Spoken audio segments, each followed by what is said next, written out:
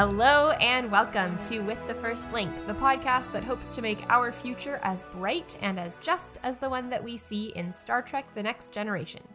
And we think that one way to do that is to recap and discuss the entire series one episode at a time, doing our best to look at it all through an anti-oppression, pro-diversity, anti-racist lens. I am Ruthie Cowper-Samoshi. And I'm Matthew Simone, and today we'll be talking about the Outrageous Okona. This episode was written by Les Mention, Lance Dixon, and David Landsberg, and directed by Robert Becker. It first aired on December 10th, 1988. 3 writers. Yeah, sometimes that's not always a good sign. 3 writers on this one. More the better. Yeah, not always. yeah. Not always. Well, on a note similar to that, at least, for today's check-in, what kinds of comedy do you like? What kind of comedy do you like, Matthew? Yeah. I don't know, actually. I think about this question. There are some things that I find, like a lot of stuff that I think I'm supposed to find funny, I don't. Okay. But I like comedians who have something to talk about, like something to say. Some of that could be like general observation about the world, but like I when the criticism is important, like about either speaking truth to power or something about like the screwed upness of the world and how we have to experience it, but putting it in, it could be dark, but in a humorous way that allows the world to be more palatable. Right. You know? Right. 3 stand-up comedians that come to mind right now that I've watched recently that I'm like, wow, they're brilliant. One was Hannah Gadsby. I saw her do Nanette, her special on Netflix, and I thought it was incredible because she kind of breaks the fourth wall of comedy where all of a sudden she gets really serious with the audience. Yeah. And it's like, you just expect me to be self-deprecating and that's supposed to be funny, but I don't want to be that. I don't want to do that, right? And you're like, whoa. And it like kind of pokes a hole at comedy itself. And then I also watched the Netflix special Inside by Bo Burnham. Okay. Like, he is a stand-up comic, but he produced a special. Like, he literally just shot it in his house during the pandemic. Oh, okay. And he never once mentions COVID-19 the whole time, but you know why he's inside. Right. And he sort of alludes to the reason. And as well, like, he gets to a point, he actually records himself kind of almost breaking down at one point.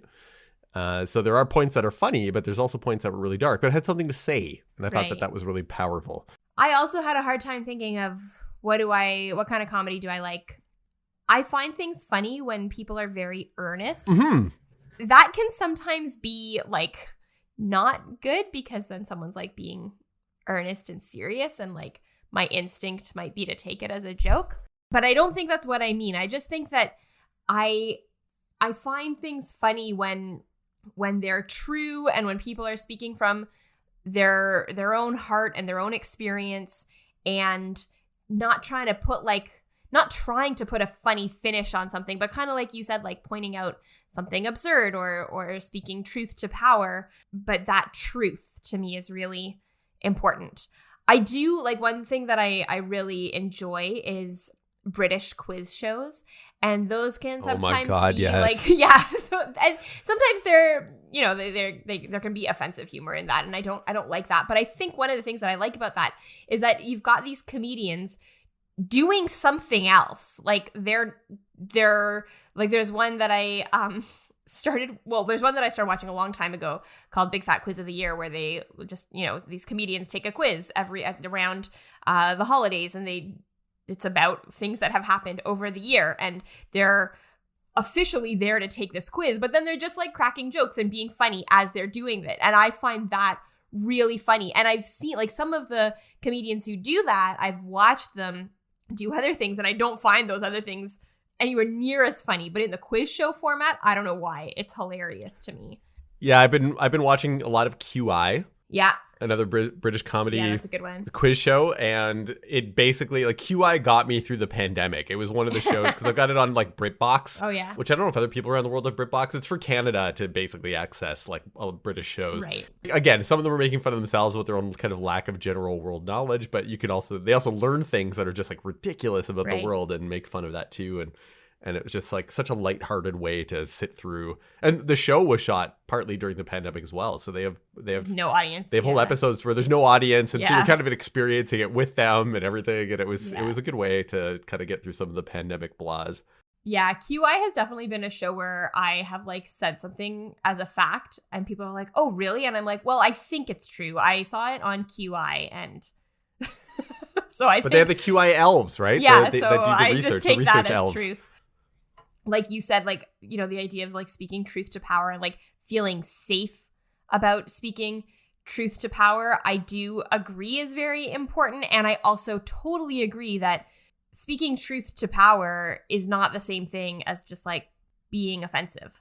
Yeah, and okay, so there are a number of comedians that have come out recently saying that they like I don't know if I'm oversimplifying this because I can't understand why they are wrestling with this so much. Right. But basically there were several comedians who were like, we should be able to make jokes about trans folk. Yeah. And they think that is somehow speaking truth to power. From their view, I guess they see that the power is protecting trans people.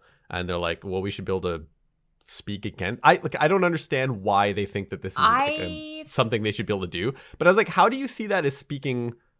Like the whole that concept of like punching up versus punching down, and they can't seem to tell the difference. I don't understand that. I think you're giving too much credit to them. Probably. I think like I think that, and it comes up in this episode as well. There's a whole thing about like a guy in a dress being inherently funny, and that's problematic. But I think that was just something that was so easily accepted as humorous that, you know, once people started saying like, actually, no, this is a harmful thing to joke about, people who had felt really comfortable making, I think it's more that thing where like when you're used to privilege, any kind of boundary feels like oppression. I think it's more that it's, I was always able to do this thing and now you're not letting me do it. So that must be oppression. You must be oppressing me. There is a great bit, the British comedian James Acaster does a great bit about sort of transphobic humor and how basically he's like, you know, because he is a cis straight white guy as far as I know, but he comes out and he's like, don't worry, I'm not one of those edgy comics who like makes jokes about trans people. And he says, you know who's had too much power recently? The trans community. Right, yeah. And just like basically, you know, oh, you brave little cis boy being transphobic. And I think that, you know, I appreciate that. I would appreciate it even more if people just didn't make jokes about the trans community at all. But it happened a while ago too, and it was like, oh, all of a sudden we can't make sexist jokes. And then there was like this, and it's still happening, but like there is a backlash against that and people being sexist, and it's not really sexism. It's being edgy, and you just don't understand how funny I am. I think this is part of the reason why I didn't find a lot of comics very funny, because it was just a lot of just making fun of people. Yes. But then I got to experience some of the genius of these other comedians that I just mentioned, and people who are like, they have something actually to say that has depth, and they're reflecting on society and some of the injustices in society, and be able to poke at that in a way that is brilliant and smart and intellectual. And you're like, wow, it's a whole level of comedy beyond what some of these, I guess, old guard, you could say, are arguing that is still fresh, even though it's so stale now. Like, there's nothing funny about that anymore. Yeah. Or ever was, or ever was that funny. For sure. There are some shows, like TV shows or movies, that I really enjoyed as a kid that I just won't watch now because I just don't think they'll hold up. And if they are still good, then okay, I've got them as a nice memory in my mind. And if they don't hold up, I don't need to expose myself to whatever it is that's going to offend me. So. Oh, for sure. Yeah. Yeah.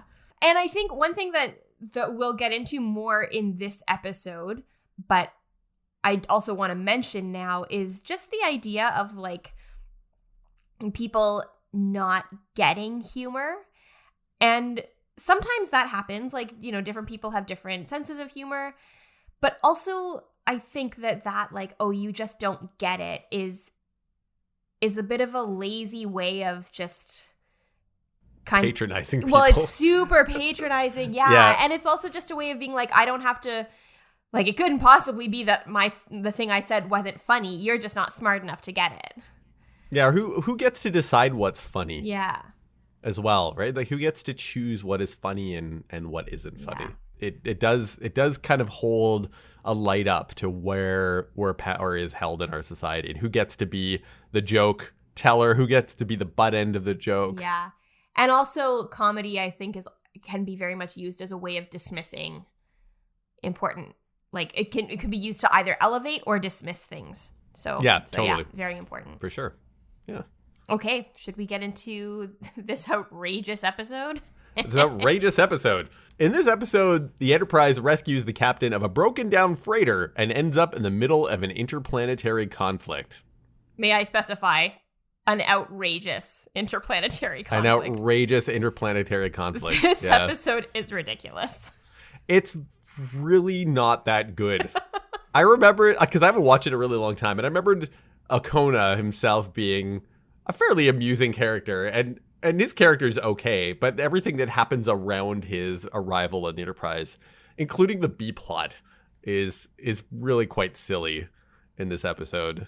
It makes very little sense, and then I found as the episode kept going, it made less and less sense. And Okona, or you're saying Okona.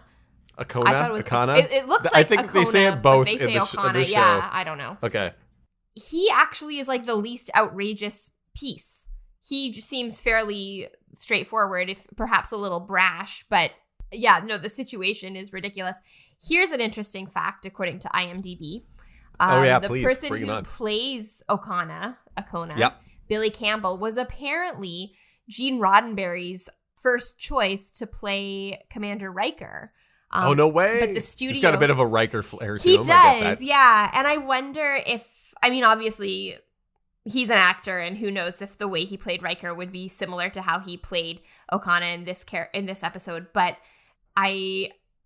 Just based on seeing this episode, I think Jonathan Frakes was a good choice, because I think that Riker definitely had the potential to be more like Okona, and how Frakes played him kind of tempered him a little bit and made him, to me at least, a lot more likable. That's okay. Billy Campbell went on to have, like, I think a fairly successful career anyway. Yeah. He was the Rocketeer?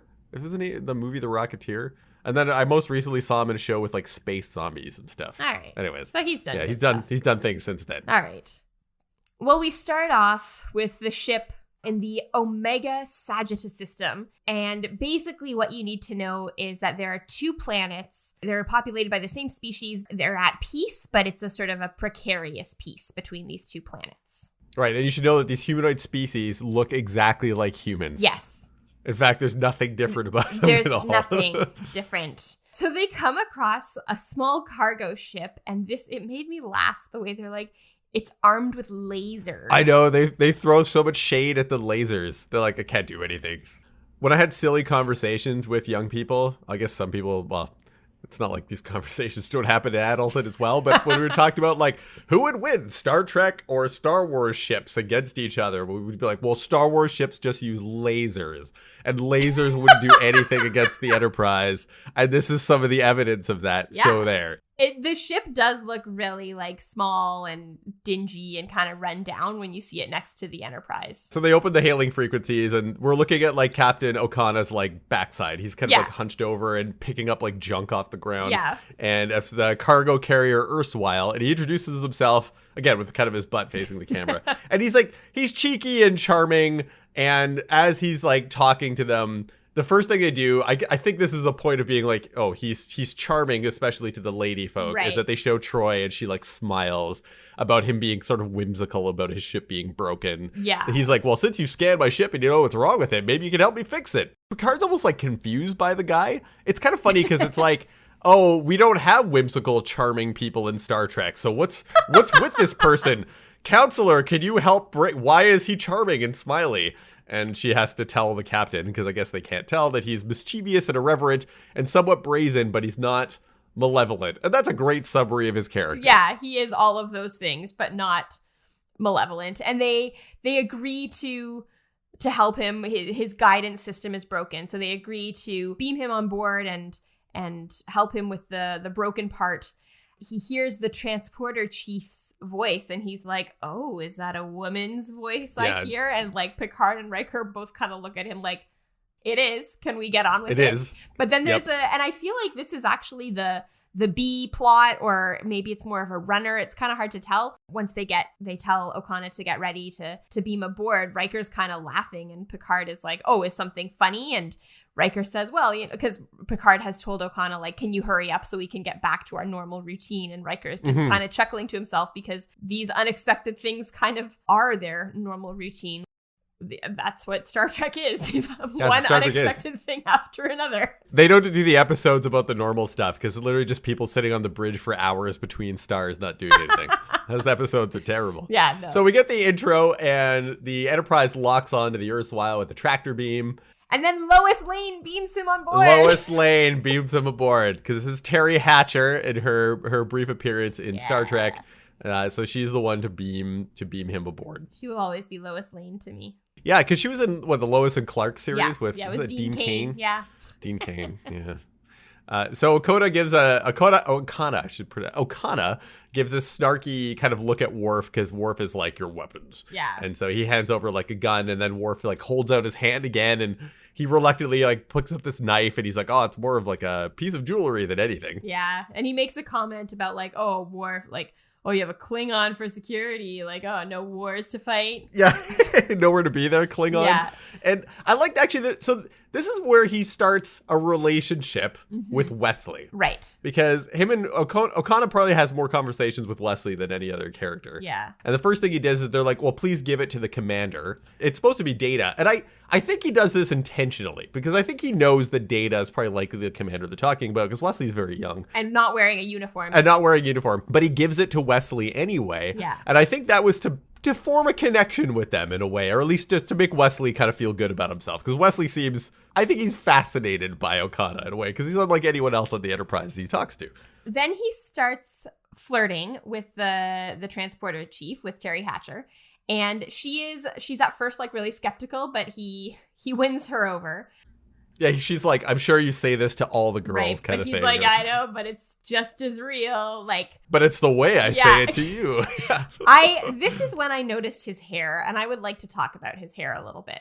Okay, let's talk about Okona's hair. Yeah, so, okay, he's got a mullet, and I don't want to get into my personal feelings about mullets, because whether I like them or not, I feel I'm going to anger someone. And if I'm going to make someone angry, I'd rather it be about something like I care about and not. Okay. But his mullet is not just any mullet.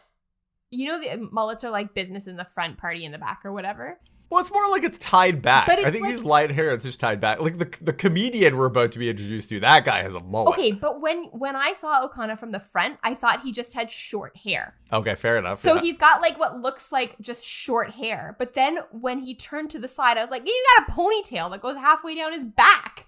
Yeah, does that count as a mullet? I mean, it's short on top and long in the back. I guess so. It's just amazing. And there's no way. He's a beautiful man. He's a beautiful man, Okona. He is. And there's no way that, like, if this episode of this show were made now, there's no way they would have gone with this hair. Oh, yeah. No, that hair is of that time period for sure. So much. Yeah, I don't think it'll ever come back again. Yeah. So they exit the transporter and they're now in the hallway, and Okona tries to talk about Terry Hatcher's sex appeal. Yeah. And Data says that he's like, well, I don't know that because I'm an android. And so then he says, well, have you seen any good looking computers lately? And then explains to Data that was a joke because Data doesn't get it, of course. And this sends Data on his whole other adventure for this episode. Data's like, oh no, I need to understand humor. But like, that wasn't very funny. It was probably one of the better jokes in this episode. Let's put it that way. Fair enough. It's so funny to me that like, and this is part of why I actually got a little frustrated sometimes, because like there were all these jokes that Data wasn't getting. And like, the jokes were mediocre at best. But they blame it on him not getting the joke. And like, I don't know. The three writers couldn't come up with better jokes to be like, Data doesn't understand humor. There are funny moments in Star Trek for sure. And a lot of them are because of Data. Like, Data's actually pretty funny. I find him really funny in this episode, except when he's trying to be. Or when they're telling him how to be funny. On his own, he has his own charm, and he's funny. Yeah. Guinan picks up on that, but we'll get to that in a bit. They go to engineering. LaForge is fixing Okona's part, and we see again, like, they're very jokey, and LaForge clearly feels really comfortable with him, and they're joking about, like, how he pushes his ship to the limit, and... He's like, well, my life isn't as glamorous as yours, so I need to add a bit of flair to it. Totally. As they're fixing his, basically it looks like a glass ball with spinny parts on it, and the glass is all cracked, so that just to let you know that it's broken. Again, he's in the hallway with Data, and he's like quizzing Data, and he's like, have you ever been cold? Have you ever been warm? Have you ever been drunk? And I do like this, that Data like specifies like with alcohol. No, he has been drunk off of weird gravity water, but not. And then he asks if Data has ever experienced love, and Data's like, the act or the feeling. And then that's funny, right? But like, yep. And then he says this thing that is apparently a joke. He says, life is like loading twice your cargo weight onto your spacecraft. If it's canaries and you can keep half of them flying all the time, you're all right. And Data's like, what? I don't know if that's true. And he's like, what do you mean true? It's a joke. Like, it's a joke, but it's not like funny. No, it's not super so funny. Like, if someone doesn't find it funny, that's not because they don't have a sense of humor. Hey, Ruthie. Yeah. What did the black hole say to the astronaut? I don't know. What? Why such a long face? Yeah. That's one of the dad jokes I tell during planetarium shows. All right, well, we can record a podcast together, but... You're like, I'm not coming to your shows. So Data realizes that, or he thinks, at least anyway, he has no sense of humor. He's going to go on and deal with this in a bit. So in the meantime, Okona asks him where room 806 is, and then goes in to meet with, of course, Terry Hatcher, the transporter operator. Yeah. So the doors open and it's her, and she's like wearing this dress. And the one thing I noticed is that the bed has no bedding on it. It's just a mattress that she's sitting on. There's no sheets or blanket or anything. She's just sitting on a mattress. It was like she booked the room or something. I don't know. Anyways, so he walks in there, and Data kind of like awkwardly watches what's going on until the door closes. Yeah. And then, so obviously they've made an arrangement. You know, she's decided she's fallen prey to his charms. Back in Endearing, Wesley asks Riker what he thinks of Okona. Yeah, and Riker's like, well, you know, we see how he handles his ship. He knows how to handle people. He lives life by his own rules.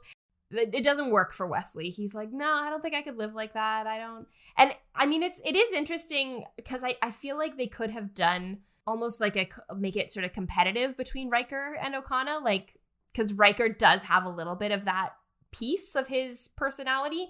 And I'm glad they didn't, because that would have been really tiresome. It would have been a more interesting episode if it was like Wesley finds an alternate role model in Okona. Yeah. And the episode was actually about Wesley and Okona. That would have been far more interesting than what ends up happening. Because the parts that I thought were the most interesting were Wesley reflecting on his conversations with Okona and comparing that like lifestyle to what he sees everyone else in the Enterprise live. That would have been a much more interesting direction to take this episode. But I mean, that's a low bar to cross. I know. But no, it's true. I agree with you. I hadn't thought of that. But I'm just glad that it didn't turn into like, you know, who can out ladies man the other. Yeah, that would have been like it's actually kind of nice that Riker was also kind of charmed by Okona. Because I think he realizes, and maybe that's what they're trying to say, I could have been that guy, or I respect that life because I understand that I could have done that, but that's not what I want to do. Yeah, that's not who I've chosen to be here with this family. And I think that's the point they're trying to make, is that he lives alone, and that's the part that Wesley doesn't really understand. Yeah. He's like this life by himself. Yeah. So if you're looking for advice on the Enterprise and you want to deal with a personal crisis, where do you go, Ruthie? Well, if you don't want to go to the ship's counselor, you go to the bar. You go to the bar and you go to see Guinan. You go to see Guinan. Yeah, so Data is talking with Guinan about how he doesn't understand humor. She's, I think, actually being like quite kind with him. She's like, I never said you're missing anything or there's anything wrong with you. I'm just saying I've never seen you laugh. Which is clearly like he asked her about this. There's no way she just brought this up out of nothing, right? Like, he must have asked her, and he says that he can laugh when it's expected of him, but he doesn't laugh as like an automatic response to finding something funny. And then Guinan makes a joke. She says, "You're a droid." And I'm annoyed. I'm annoyed, yeah. In Star Trek, they don't refer to androids as droids. That is very much a Star Wars thing. This is like the only time. But also the annoyed is a play on the finding something annoying versus being a humanoid. Yeah, it's also not a very good joke. It isn't. But you know what is really funny is the exchange that happens after, where Data's like, maybe the joke wasn't funny. And she's like, no, it's you, Data. And he's like, are you sure? And she says yes. And then he goes, I agree. And he's got, like, Brent Spiner is really funny. He is. Yeah, he's a funny guy. He's really good at making Data funny by accident, or like doing that kind of earnestness that I find really enjoyable. So like that is really funny. And it like, to me, I'm like watching this and I'm like, Data, you don't have to try so hard to be funny. You are funny. You just need to like figure out what it is about you that's already funny and then do that on purpose. Yeah, which makes sense. That's actually good advice. Yeah. But that's not what happens. No. Because now Data goes to a holodeck and puts himself in a 1980s comedy club, like completely out of the context of normal life. Totally, yeah. There is one like part where he's asking the computer like who's the funniest, and the computer says something about like some 23rd century mathematical humor, and he's like, no, that's too esoteric. But like that would probably been hilarious. Probably would have been I mean, I'm a math nerd and I love math jokes, but I get that they're not for everyone. but like, yeah, that probably would have been a lot funnier than this unfortunate mix of like, I don't know, stuff. It's like a Jerry Lewis impression that verges into like, it comes really close to transphobia and fat phobia, and I don't know. They give Data these fake teeth, and then they try to get him like with doing this kind of. It's cringy. It's not funny. But what was funny was then Data starting to talk with the fake teeth in his mouth. Yeah, and so if the comic after the comic realizes that he thinks Data's kind of a lost cause, he's like, hey, listen, Data, have you ever think about like juggling? And Data explains that he doesn't want to be an entertainer. So this comedian who the holodeck has produced to train Data, he's like a comedian in real life, is he not? This guy? They wanted to get Jerry Lewis, or they thought about actually getting Jerry Lewis to come in, but then they got Joe Piscopo instead. He was on Saturday Night Live. Like he is a comedian. Oh yeah, cast on Saturday Night Live. So I wonder if this was a big deal that he was on the show. The one thing I do kind of like is when Data says like, no, I don't need to learn how to do something else. I want to understand what's funny because I want to join in. Like he just wants to be included in the humor. Right, which is a contrast to being an entertainer. He's not looking to be an entertainer, like a robot entertainer who can juggle. Right. He wants to. This is a way for him to connect with people. And I found that really like almost heartbreaking in a sense, because I do think that comedy is a way in which, you know, we determine who's part of the in-group and who's in on the joke. Right? And who doesn't get it and is therefore not included. Yeah. Like you've got a whole group of people laughing and one person isn't. That one person generally doesn't feel very good in that moment.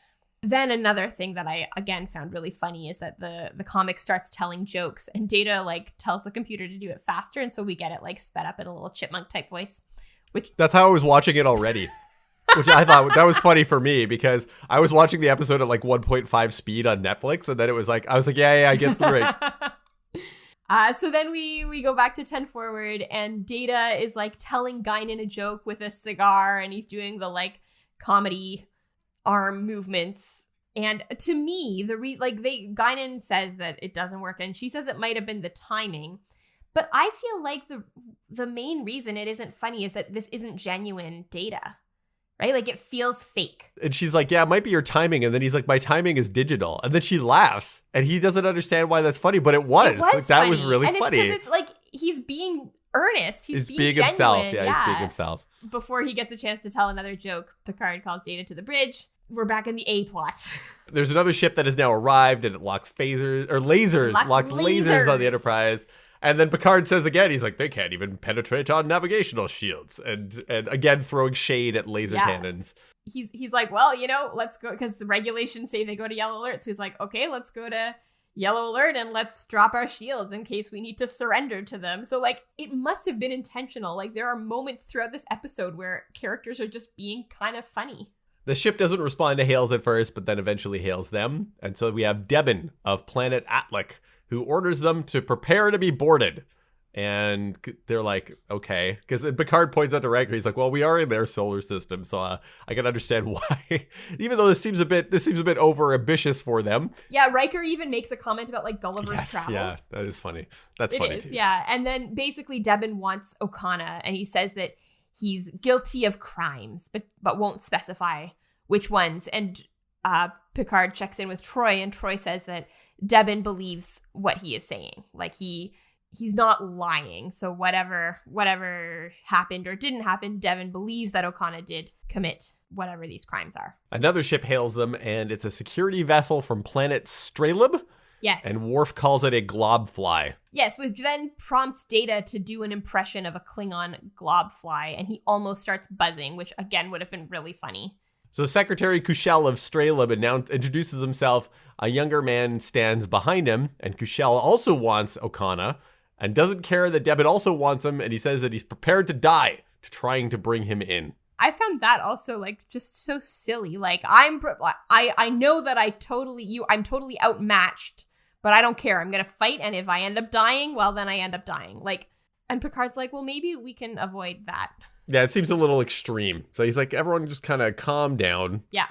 Picard calls Okona to the bridge, and he doesn't respond, but then Worf says that there's reports that he's been in 3 different crew quarters. Yeah. Which obviously you know what he's doing. Yep. And so Worf goes to get him. And there's like this moment of intensity. He's like walking down the hallway. There's this intense music. Yeah. The camera's like pointed up at him from the floor. It was just kind of exaggerated. Worf finds him in this person's quarters, and he's like... Point out the fact that he doesn't like knock No. or ring the chime or anything. He just walks into this person's quarters. That's true, yeah. Luckily, they are like... Clothed and just like making out, but still. And Okana's like, no, you don't need me. That can wait. And then Worf kind of yells at him and gets like right up. Okona gets like right up in his face, looking like kind of cheeky. Yeah, and he's like, you would like that, wouldn't you, Klingon? Or whatever. Yeah. And he's like, I would, but I have my orders. He doesn't quite say what it is that Worf Yeah. would like. Good old brawl. It could be a brawl. Could be, I mean, maybe he wants to make out with Worf too. Maybe. Yeah, Yeah. that might be the case. Could be. So anyway, finally, like Worf brings Okona to the bridge, and he says to Picard, "This is Thadian Okona." And a lot of the time, like when Picard especially says Okona, I think he's saying O'Connor. That's just an aside. I remember when I was younger, I thought that's what the character It's like name O'Connor, was. like, But yeah, it might be the way it's pronounced. But so Okona thinks he's in trouble for socializing with the crew. And Picard points out, he's like, hey, you're allowed to socialize with whoever you want. Yeah. But you might be here under false pretenses, almost as a way to as sanctuary, because you know these people are after you. Yeah, and it's interesting. I watched this episode. I always watch episodes like a few times before we record. And I think when I first watched the episode, Okona said that he doesn't know, or he can't say why Devin or Kushel are after him. I thought he was like lying, or like, you know, just not like saying like, I can't say because he didn't want to get the Enterprise involved. But actually, like the most recent time I was watching it, I was thinking, I think actually he doesn't really know why he is being pursued right now, because the conflict that comes up and what we see with Yanar and Benzan and all of that, I don't think he's aware that he has been accused of the things he has been accused of. So when he says, I can't say, that's quite possible. I wonder if it's actually like, I don't actually know why Devin and Kushel want me. He might also have to wait for them to levy the charges and what's been going on, because we're about to find out what all of that is. Yeah. So Picard calls for Devin on the viewer, and he's like, okay, listen, I know it's not my business what Okona did, but if you want me to give him to you, you have to tell me. And so Devin brings out his daughter, who is pregnant. And she's been dishonored. Well, I mean, Devin seems more upset that he has been dishonored. Right. Which basically gets rid of any potential sympathy I would have had for him. But Okona, like, kind of rolls his eyes and shakes his head when he sees that this is the issue. Right. And there's a nice moment between Troy and Riker where they just sort of look at each other kind of quietly, like, oh, I see. But it's one of those moments where it's like you can feel a little bit of their history. And I'm glad that they bring up here that his response to what's happening is like archaic, because Yes. Troy actually says, all these ancient codes might seem meaningless to us. Yeah. They are real to Devin, and he will fight and risk himself, his crew, and his daughter, and her unborn child. Yeah. And Okona agrees. Yeah. So it's Troy's saying, like, we don't agree with this, but whatever we choose to do, we do need to know that, like, Devin is going to make a choice that's going to affect not just us and not just him, but he's going to put all these other people in danger. Kushel from from the other ship hails again. They go in like a Zoom conference It's mode. a total Zoom call. Yeah. I was thinking that too. They can all see each other. He calls it conference mode, but yeah, it's like the same thing basically. Yeah. So Kushel says that Okona has stolen the jewel of Thessia. And Devin says that doesn't matter as much as the victimization of his daughter and his honor. Yeah. And so Kushel says that Okona used his son, Benzan, to become his friend. And that's why he wanted to just befriend him in order to steal this jewel. But the son keeps like interrupting him and like grabbing his dad's arm. And at first you just think maybe he's like embarrassed by his dad's outrage. And also you can tell that, it's quite clear that Kushel and Devin really don't like each other. Like they're yelling at each other to the until Picard is like, okay, mute them, and then they like keep yelling at each other, but we can't hear them. Picard eventually just hangs up on them and is like, I can't deal with this right now, Okona, let's go talk. I love that he sits there and thinks about it for a moment though. Like he mutes the call and then he's kind of standing there like, am I gonna actually like engage back with this conversation? And then he's like, no, and he just like cuts them off. Doesn't say bye, he just like disconnects. And I was like, yeah, go you. We should all be allowed to do that with our Zoom calls. For sure, just be like, the end. No, out. I'm done. Out. I'm done. Nope. Yeah.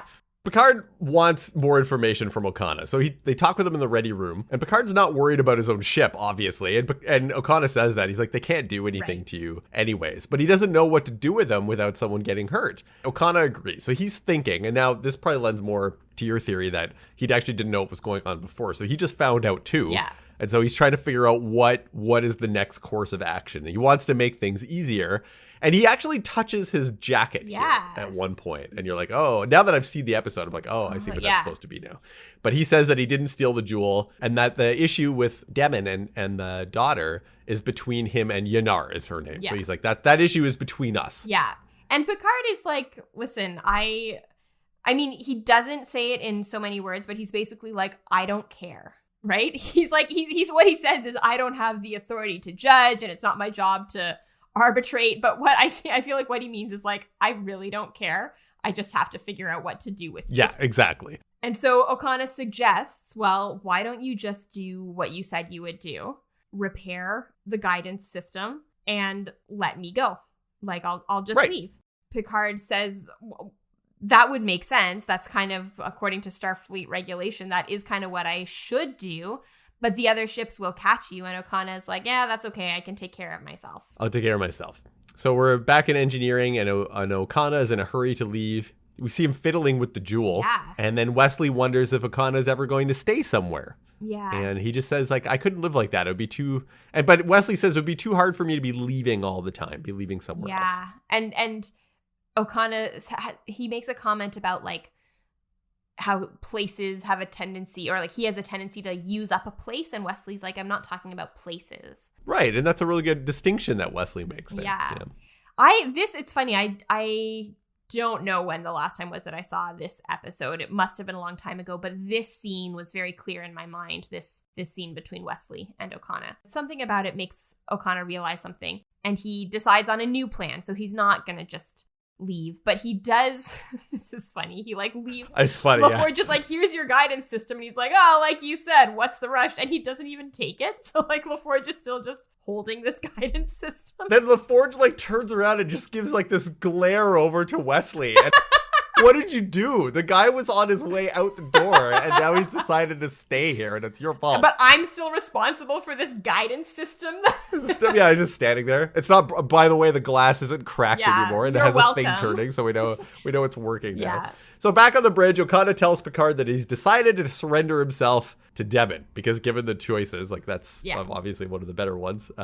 So Picard suggests that Devin and Kushel, they beam up, they go to the conference room, and they're going to all meet there in person. When Benzan and Yanar, when they first see each other, they kind of look at each other and then avert their eyes, and that kind of continues for a while. They sort of give each other these sort of guilty looks. Yeah. And so then Okona says, like you said, given the two options, condemned as a thief or marrying Yanar, he'll get married.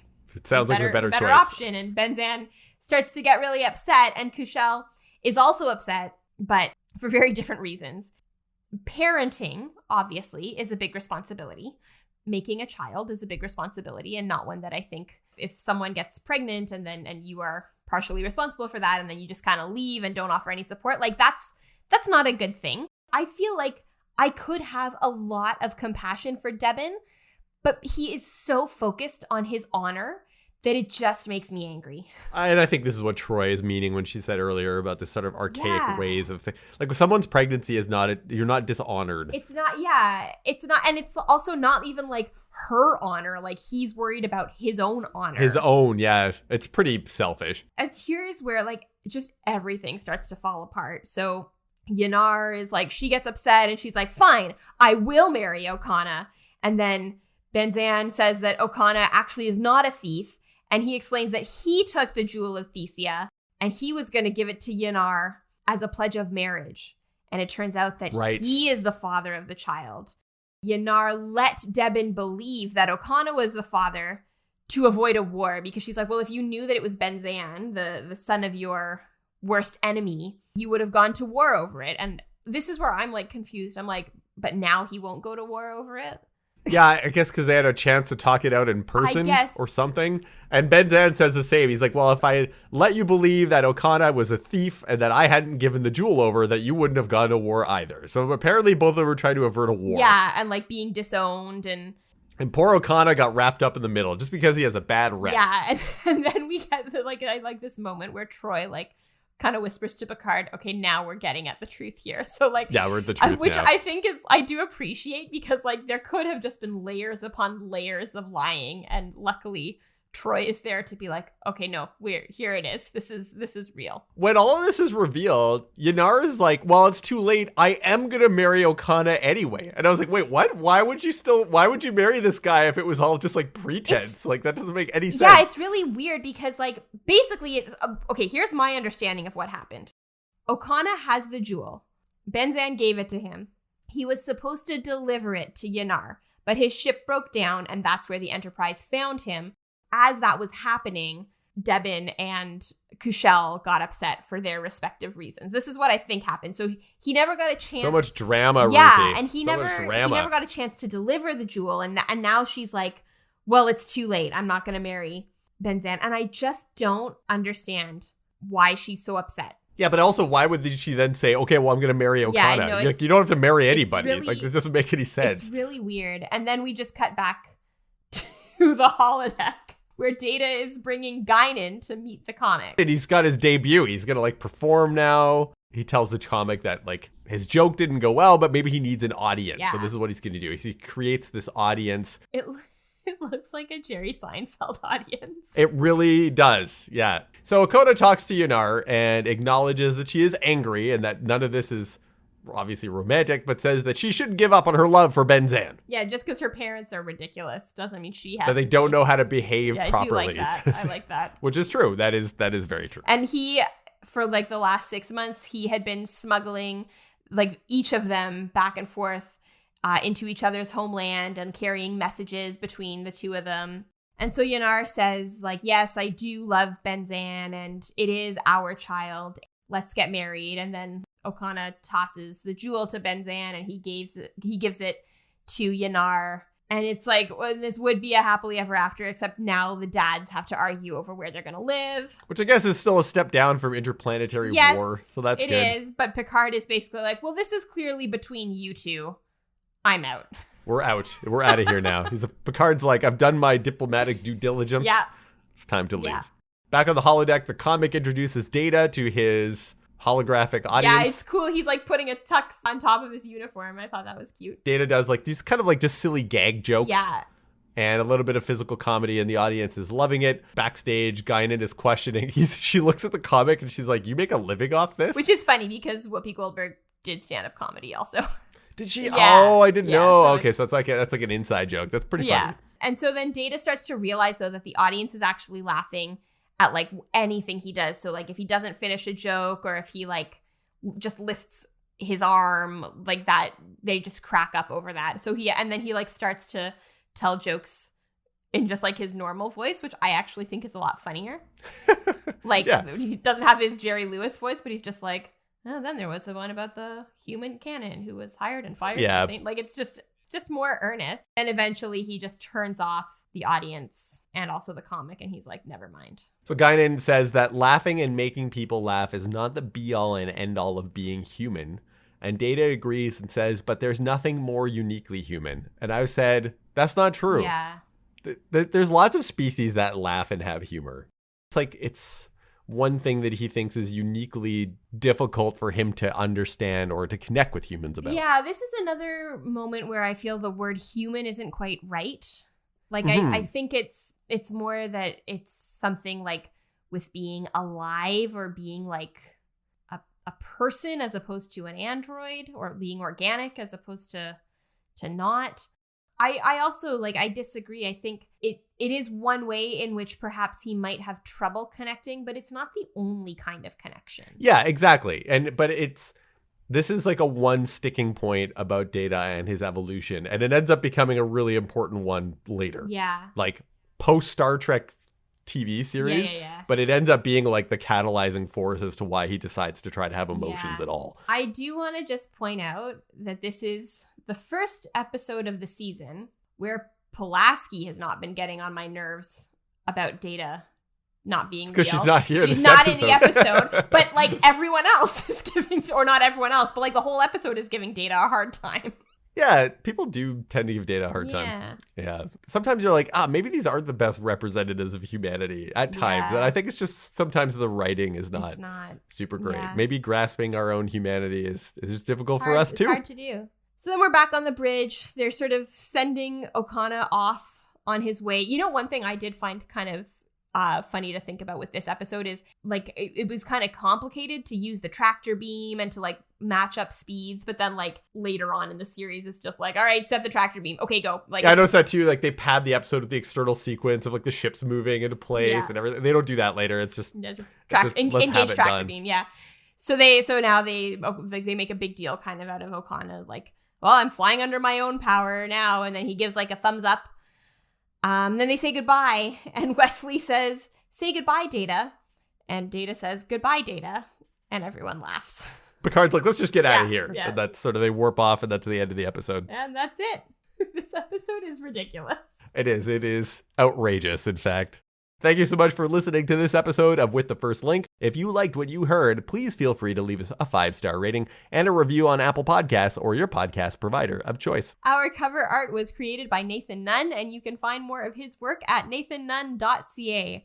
Our theme song is An Amazing Adventure by Flame Lion Studio.